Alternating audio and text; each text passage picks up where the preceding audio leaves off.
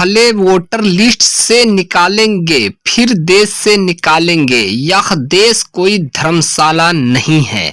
भारत में लोकतंत्र केवल चुनाव तक सीमित नहीं है, बल्कि यह जिम्मेदारी, अधिकार और राष्ट्रीय कर्तव्य की भावना से जुड़ा हुआ है। हाल के समय में नागरिकता, मताधिकार और देश की सुरक्षा से जुड़े विषयों पर फिर से व्यापक चर्चा देखने को मिल रही है। एक तस्वीर और उससे जुड़ा संदेश लोगों को यह सोचने पर मजबूर करता है कि आखिर एक राष्ट्र के रूप में प्राथमिक क्या होनी चाहिए और हम अपने भविष्य को किस दिशा में ले जाना चाहते हैं। यह बहस केवल राजनीति तक सीमित नहीं है, बल्कि राष्ट्र की आत्मा, उसकी सुरक्षा और उसकी पहचान से भी जुड़ी हुई है।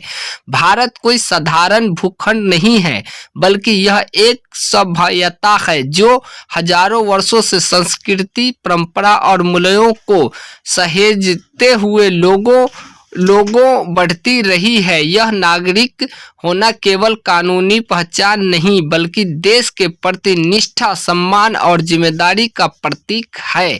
जब मताधिकार की बात होती है तो केवल वोट डालने का अधिकार नहीं, बल्कि राष्ट्र के भविष्य को तय करने की अधिकार भी होती है। इसलिए स्वाभाविक है कि इस अधिकार का प्रयोग वही लोग करें जिसका देश से वास्तविक और अस्थायी संबंध हो, जो इस भूमि की संस्कृति, कानून और व्यवस्था का सम्मान करते हो।